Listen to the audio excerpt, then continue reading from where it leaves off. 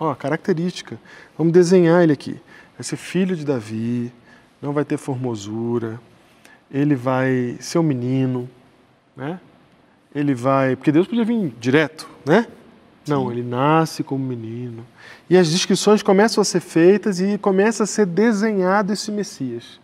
E é chegado ao ponto, esse desenho é tão completo, que chega ao ponto de descrever até como que ele vai livrar a humanidade do pecado. E é morrendo. Sim, morrendo, tudo.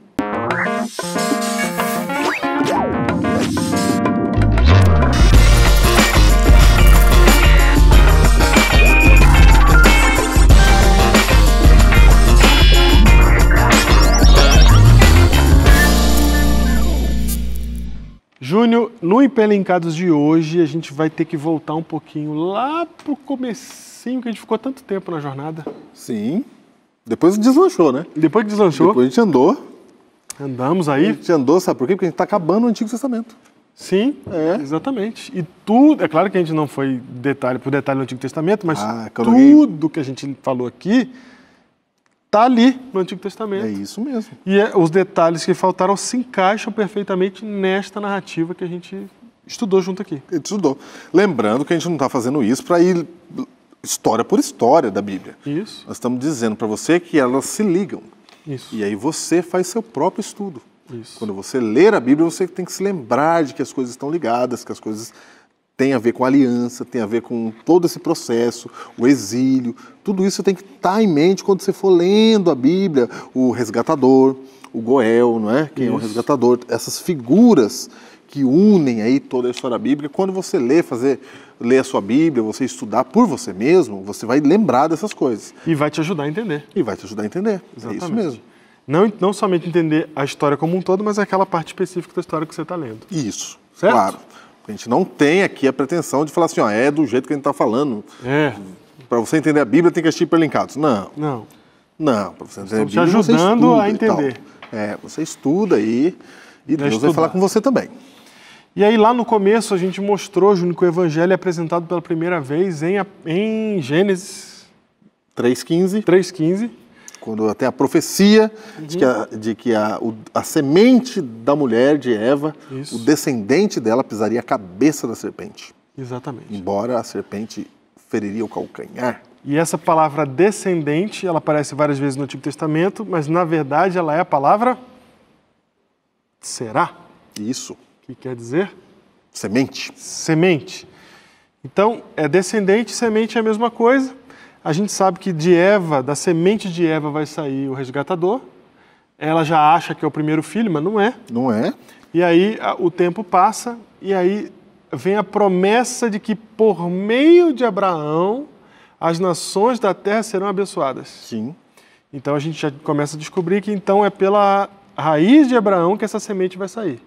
Pela descendência de Abraão. E cada vez que vai aparecendo esses personagens, Deus vai dando mais detalhe de como isso funciona. Isso. De como isso vai acontecendo. Ele vai renovando a fé na esperança da descendência, porque ele dá um pouco a mais. Sim. Tá vindo. Tá vindo. Estou com vocês. Tô com vocês. Olha aqui. Aí Abraão tem o seu filho Jacó, que se torna Israel, que tem um filho chamado Judá, que recebe a primogenitura espiritual, não é, do povo. Sim. Ele, por meio de Judá, a gente lê o texto aqui, diz que por meio de Judá virá o cetro de Israel. A liderança, os reis são da tribo de Judá. Judá é chamado de leão. Judá é chamado de leão, muito importante lembrar disso. Que vira um título de Jesus. Vira um título de Jesus. Né? E aí a gente então acompanha a semente, sai de Eva, passa por Abraão, passa por Judá, e aí quem é o próximo na linhagem que vai determinar quais dos filhos de Judá, que foram um monte, né? Uma tribo inteira, sim, quais dos filhos dele aqui, que por onde... Continua a linhagem do resgatador. Exatamente. Sempre com a promessa do resgatador feito para Eva. A gente tem isso em Isaías, nós vamos escolher aqui Isaías, porque na verdade tem essa promessa está em vários lugares. Sim. Certo? Sim. Inclusive na própria história desse personagem. Mas nós vamos escolher Isaías porque em Isaías a gente consegue ver muita coisa que está acontecendo antes e do que vai acontecer depois, a partir das profecias de Isaías, porque lembrando sempre, o tempo todo, está tudo ligado. Então Isaías capítulo 9, Júnior, no versículo 1 até o versículo 7. O que diz aí? Isaías 9, de 1 a 7 diz assim: mas para a terra que está aflita não continuará a obscuridade. Deus, nos primeiros tempos, tornou desprezível a terra de Zebulon e a terra de Naftali, mas nos últimos tornará glorioso o caminho do mar, além do Jordão, Galiléia dos gentios. O povo que andava em trevas viu grande luz, e aos que viviam na região da sombra da morte, resplandeceu-lhes a luz. Tens multiplicado esse povo, a alegria lhe aumentaste. Alegram-se eles diante de ti, como se alegram na ceifa e como exultam quando repartem os despojos, porque tu quebraste o jugo que pesava sobre eles, a vara que lhes feria os ombros e o cetro de seu opressor, como no dia dos midianitas. Porque toda bota com que anda o guerreiro no tumulto da batalha e toda veste revolvida em sangue serão queimadas, servirão de pasto ao fogo. Porque um menino nos nasceu, um filho se nos deu, o governo está sobre seus ombros, e seu nome será Maravilhoso Conselheiro, Deus Forte, Pai da Eternidade, Príncipe da Paz, para que se aumente o seu governo e venha a paz sem fim sobre o trono de Davi e sobre o seu reino, para o estabelecer e o firmar mediante o juízo e a justiça desde agora e para sempre. O zelo do Senhor dos Exércitos fará isso. Então a gente vê nessa profecia aí, especificamente, Júnior, entre Isaías 9, versos 6 e 7, que é da raiz de Davi, esse rei, esse Messias, esse menino que vai nascer, ele vai honrar o trono de Davi. Sim. Certo? Então ele é da descendência de Davi. O filho de Davi. Então acompanha comigo a semente. Sai de Eva, passa por Abraão, passa por Isaac, passa por Israel, passa por Judá, passa por Davi. Percebe? Sim. E é importante a gente parar para fazer essa análise do caminho da semente, porque Davi é o personagem principal que preconiza Cristo, o Messias. É o principal personagem que tem antes do Messias realmente chegar. Entendi. Entendeu? Depois dele não tem mais ninguém. Vai nascer o do Messias. Entendi. Por isso que ele é chamado filho de Davi. Exatamente. Não que não tem mais ninguém que nasceu. Está longe ainda Davi e Cristo, né? Sim, está longe. Tem várias. Longe. Davi, tem o seu filho, Salomão. Está longe ainda. Né? Está longe. Só que o que a gente está dizendo aqui é que aquele que prefigura, aquele que mostra, que é um marco na profecia. Isso. Você lembra que antigamente eles diziam assim, o Deus de Abraão, de Isaac, de Jacó? Isso. O que eles estão fazendo? Eles estão falando assim, ó, as figuras importantes que nos ensinaram isso, as figuras importantes que são os marcos da nossa fé, são esses caras. Então, o marco na fé antes de Jesus nascer é Davi. Davi. O rei Davi. O rei Davi. E aí, essa é só uma delas, tá? Tem vários textos na Bíblia que dizem que Jesus seria da descendência de Davi. Tá? Há outros textos, não vários. Há outros o próprio nome messiânico, filho de Davi. Sim, o nome messiânico, filho de Davi, perfeito, bem lembrado. Né? Quando Jesus estava aqui, ele foi chamado de filho de Davi. E outra, Davi, até o período de Cristo, e até hoje, a bandeira de Israel tem o símbolo da bandeira de Israel é um jogo com o nome de Davi. Ah, é? É. Ah, é? É aquela estrela. Ah, ok. A estrela de Davi. A estrela de Davi. Chama a estrela de Davi. A estrela de 6 pontas. Exatamente. Você pegava o nome dele, do jeito que é escrito no hebraico, e com as letras você montava a estrela. Mentira que é assim. É. Ah, é? Hoje foi eu que te falei? Hoje você. Exatamente. Quer dizer que os dois triângulos para cima e para baixo? Isso. As letras do nome. Isso. Como é que é o nome? Agora não lembro mais o nome, né? O nome da letra? Re. Não me ajuda aí, tá? Não, era o dad. Deixa isso pra lá. Esquece, mas são as letras. São as letras. São as letras que as 4 consoantes. As 4 consoantes formam... Os caras já sabiam fazer logotipo já faz tempo, né, cara? Não, é verdade, os caras são da comunicação, né? Sim, são da comunicação. Os caras são da comunicação, fazer logotipo. Então, assim, só para dizer que Davi é um rei lendário para Israel. Sim. Um rei lendário. Ele é lembrado desde sempre, todas as eras, ele é o paradigma de rei, é Davi. Davi, claro, sim. Entende? Então, faz sentido que o nome de Davi seja tão forte na linhagem de Jesus. na linhagem do Messias. Então a gente está mostrando para vocês que a promessa está sendo cumprida, está sendo desenhada, porque Deus está construindo isso na história do homem, na história da humanidade. Cara, eu queria ver se você vivesse na época de Davi. Tá lá um rei que luta, que foge, que vai para o outro lado. Se você fosse Mefibosete, né? A gente já falou dele aqui. Sim. Mefibosete, você está olhando, não é? Mefibosete reconhece isso, né? Percebe isso. Sim. Algo em Davi, né? Você está vendo o rei governando, ele está governando ali, ele tem problemas, ele faz guerra com o filho dele. Ali está a linhagem. Na confusão das coisas. Enquanto você está vivendo lá no dia a dia, você não está percebendo. Se você não notar, se você olhar para o mundo, você fala assim, o mundo está todo bagunçado. O mundo está todo...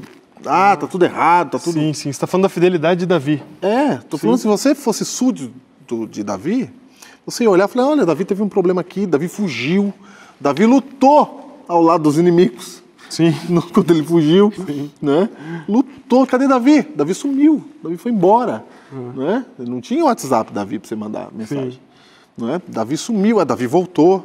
Davi reinou. Então, na hora que você está vivendo, você não está notando o que está acontecendo. Hoje, pode ser que na sua vida, você acha que está tudo bagunçado. Sim. Você acha que está tudo solto, você acha que não tem nada acontecendo. Cara, Deus, a mão de Deus continua no comando. Perfeito. Eu estou entendendo essa falando. Continua no controle. Você está dizendo que no nível micro eu não consigo ver o macro da realização. Exatamente. Lá, quando a história está acontecendo, você não consegue. É muito importante. E isso é uma das coisas que a Bíblia ajuda a gente a entender. Porque a Bíblia tira você assim, ela faz você olhar de fora, assim, dá a visão grande. Júnior, se não fosse a Bíblia, nós não teríamos a menor noção ideia do que está acontecendo. Cara. Nada. Não teria Está entendendo a importância desse livro? Não teríamos a menor noção de nada, de nada, de nada. Como é que essas histórias chegaram para nós? Veio aqui preservadinho, aqui, ó. Sim. Veja essas histórias, você tem que saber. As histórias estão ligadas aqui, tem uma história maior acontecendo. Sim. Entende? Perfeito. Então tá aqui, ó. Se não fosse isso, como seria? Como que é sem a Bíblia? Como é sem a Bíblia? Cada um faz o seu comércio, cada um luta pelo que você quiser. Sim. Aí tem uns que são de esquerda, uns são de direita, uns creem nisso, um luta pelas baleias, outro luta pelo não sei o quê. Aí você vai lutando. Sim, a gente vê pouquinho aqui. Não estou contra a luta pelas baleias, nada disso. Sim. Só estou dizendo que fica solto. Sim.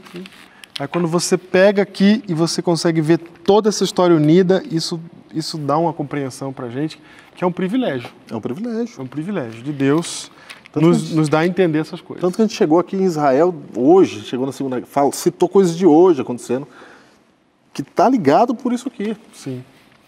E aí, Júnior, você encontra aqui em Isaías exatamente isso. Ele falando de coisas que a gente não vai conseguir ver no agora, principalmente no tempo de Isaías mesmo. Sim. As profecias, elas são compreendidas perfeitamente só depois que elas acontecem, a gente já explicou isso aqui. Então, muita coisa que Isaías está colocando aqui, construindo, só depois, quando acontece, que a gente vai falar, olha aí. Agora eu entendi por que falou que um menino vos nasceu. Agora eu entendi por que falou que ele foi como um renovo em terra seca. Na época você falou, vai nascer uma criança? Como é que é isso aí? Entendeu? Agora eu entendi porque é da linhagem de Davi. Tá fazendo todo sentido. Entendeu? Então, quando Jesus chega, ele é o cumprimento das profecias. Ele é o cumprimento das profecias. Por isso que ele, lá, para explicar no caminho de Emaús, a Bíblia diz que ele, descorrendo por todas as Escrituras, não é? Começando por Moisés e discorrendo por todas as Escrituras, expunha que a seu respeito estava em toda a Bíblia. Sim. Né? Ele falou, está tudo ligado. A vida de Cristo, ela já estava desenhada. Está tudo desenhado, está tudo apontando para Ele. Sim. Tudo apontando para Ele. Quando Ele chegou, estava tudo claro. Perfeito. Era o cumprimento das profecias. Exato. E aí, eu queria que a gente lesse um pouco dessas profecias. Vamos lá, vamos ver o que eles tinham. Muita coisa a gente já conhece, mas vale a pena a gente relembrar aqui para a gente ver essa história sendo contada num todo.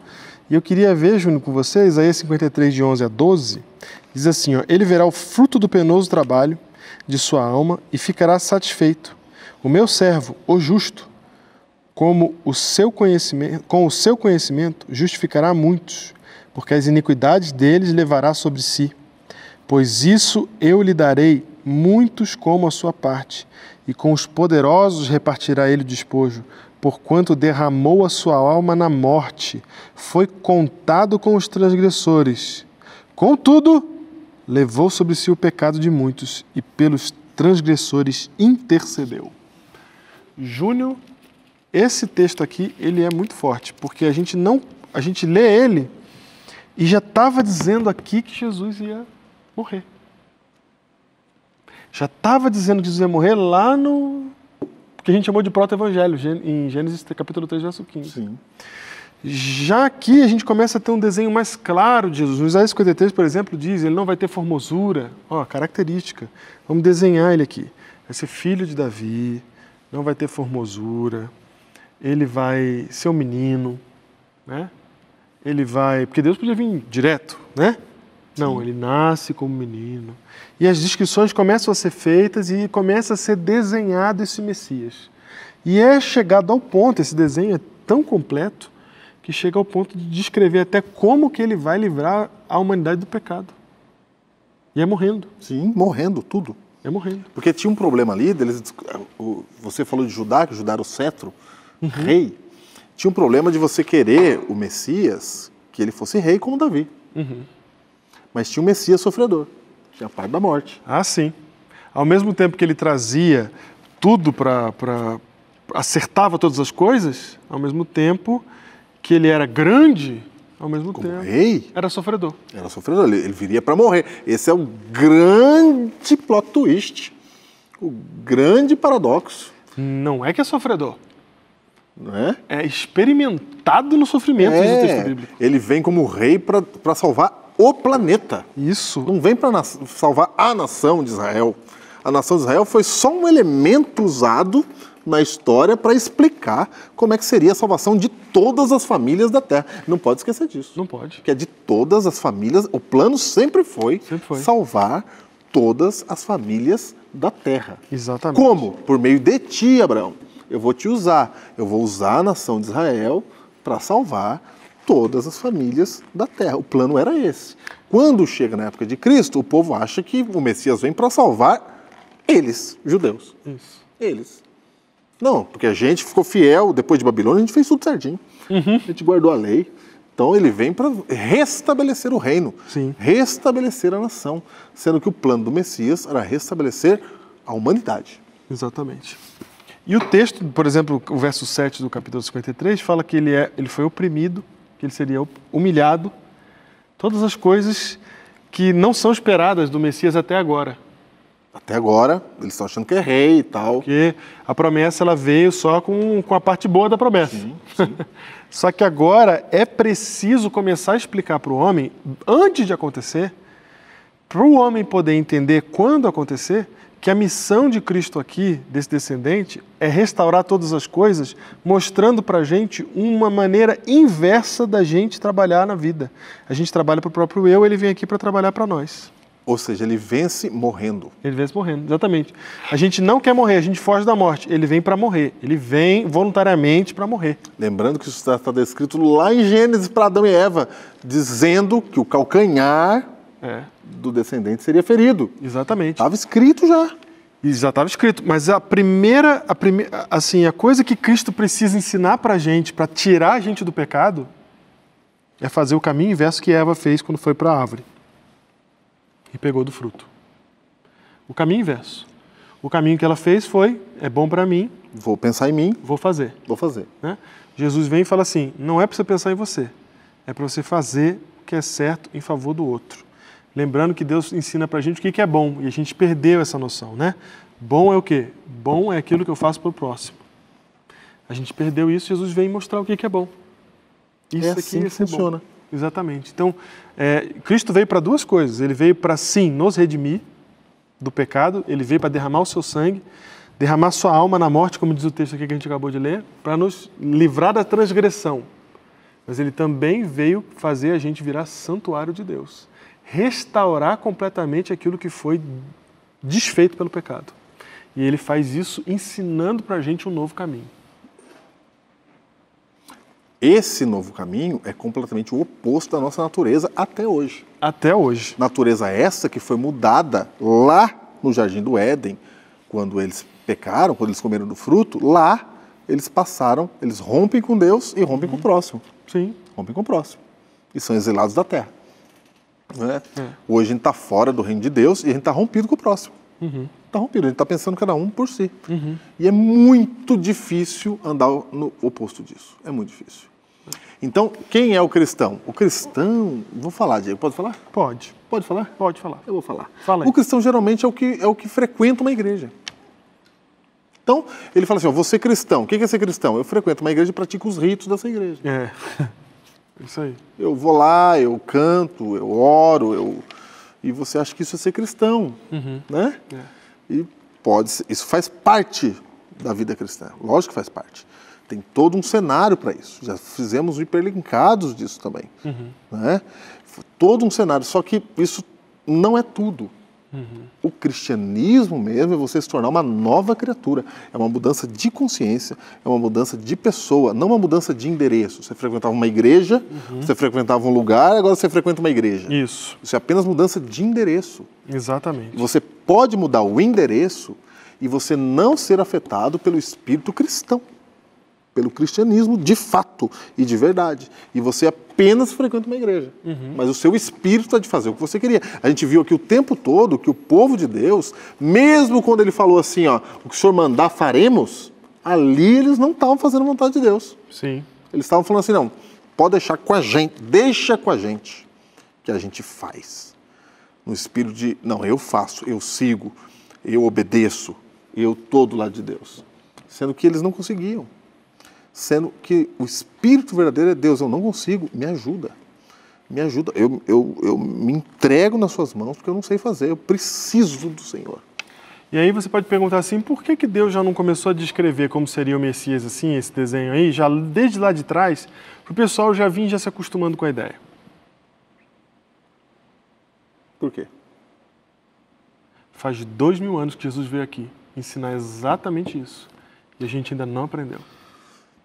Por que você acha que aquele povo lá, primitivo, ia conseguir fazer essa sinapse que nós ainda não conseguimos? Eu até diria, Diego, que Deus falou, cara. Não. Cara, ele falou. Olhando hoje daqui... Cara, ele vem falando. E olhando a Bíblia, você vê que ele vem falando ele isso há muito tempo. Ele está falando o tempo todo, cara. É verdade. Não tem ninguém que entende o negócio. É verdade. Quando eu falo não tem ninguém que entende, é uma forma geral. Claro que você tem um profeta aqui, um profeta ali, você tem gente que entendeu. Sim. Né? No céu a gente vai ver um monte de gente, mas de forma geral, não é? O que Deus explicou desde o começo? É o que você está dizendo, ele já veio aqui em pessoa explicar. E a gente não entendeu ainda. E a gente se chama de cristão. Ele veio aqui em pessoa explicar. Ele esteve aqui, andou, foi, morreu, está aqui, fiz o que tinha que fazer. E a gente continua, estou em outro caminho. Exatamente. É por isso que quando chega o momento histórico ali, o último grande personagem que é Davi, e aí acontece o cativeiro, o exílio que a gente explicou na semana passada, etc. Chega um momento em que o povo precisa de esperança e a esperança começa a ser apresentada de maneira mais... contundente, mais vigorosa, em mais número. Né? Isaías fala, Ezequiel fala, Jeremias fala, os profetas menores falam, todos eles vêm falando, né?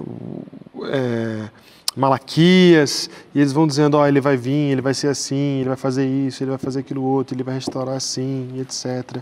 E essa esperança vai se consolidando na voz desses personagens para que o grande momento que vai culminar todas as coisas aconteça exatamente quando Cristo pisar aqui. A história que está sendo contada desde o começo se manifesta em carne. O verbo vira carne para a gente poder ver quando Cristo nasce na terra. Chegou o descendente. Chegou o descendente. Tudo vai culminar. O aio levou até Cristo. Tudo vai culminar. Por isso, quando Mateus resolve escrever o primeiro evangelho que está na nossa Bíblia, o primeiro que está na nossa Bíblia, né? Ele endereça aos judeus aí. Mas na verdade eu queria falar o primeiro capítulo. O primeiro capítulo do evangelho... Ok. Ele faz o quê? Aquilo que a gente não gosta de ler. Ele faz a genealogia. A genealogia. Aí você fala, para que fazer genealogia? É porque Mateus está mostrando que Jesus é descendente direto do rei Davi. Descendente daqueles que ele deveria descender. Exatamente. Ele começa em Davi. Cristo, filho de Davi. Ó. Filho de Abraão. Ó, a descendência. E aí ele vai lá atrás. Abraão gerou Isaac, Jacó, ele vai fazendo a continha, todo mundo descendo, vai descendo, até chegar em José, marido de Maria, da qual nasceu Jesus, que se chama o Cristo. Para mostrar que finalmente se cumpriu a promessa e a semente prometida em Gênesis capítulo 3, verso 15, está nascida no mundo. Por isso que a Bíblia diz que não houve profeta maior do que João Batista. Porque João Batista, de todos os profetas que viveram, foi aquele que pôde olhar, ver pessoalmente e dizer: eis o Cordeiro de Deus que tira o pecado do mundo. É verdade, é por isso que ele é o maior. Porque ele viu. Os outros sonharam com isso. Os outros sonharam. Ele olhou e falou: eis o Cordeiro de Deus que tira o pecado do mundo. Está aqui. Que tira. Tudo que apontava, estou na frente dele aqui. Estou aqui, ó. Estou aqui. João Batista era o correspondente. Gente, eu estou aqui. Estou aqui, estou vendo. Está ele aqui. E uma das cenas que eu gosto, Júnior, é quando Jesus vai ser apresentado no templo e aparece lá um senhor, um velhinho lá que está esperando Jesus nascer, que estava acompanhando as profecias. Tem gente que estava acompanhando, tinha gente no Oriente acompanhando. Sim. Os magos do Oriente, eles vêm seguindo a estrela. Porque eles estavam acompanhando a profecia. Estava acompanhando. Tinha gente acompanhando. E aí ele chega e ele recebe Jesus na mão. Como é que significa Jesus, a palavra Jesus? Jesus quer dizer salvação. De Deus. Yeshua, salvação de Deus.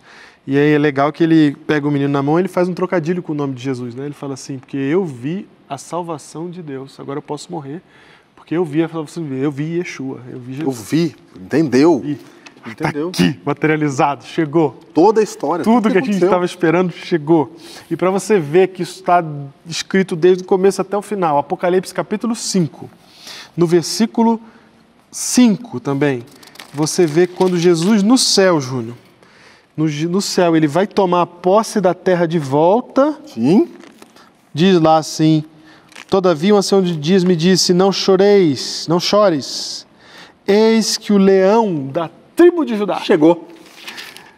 A raiz de Davi venceu para abrir o livro e os 7 selos e assim tomar a terra de volta para a posse de Deus. O leão da tribo de Judá, a raiz de Davi, a semente esperada, aquele aonde todas as coisas convergem, para quem todas as histórias foram escritas, para quem tudo volta para ele ali. Ele é o motivo e a razão. Ele é essa história toda. E essa história é o que nós estamos vivendo hoje. A vida de Jesus é a sua história.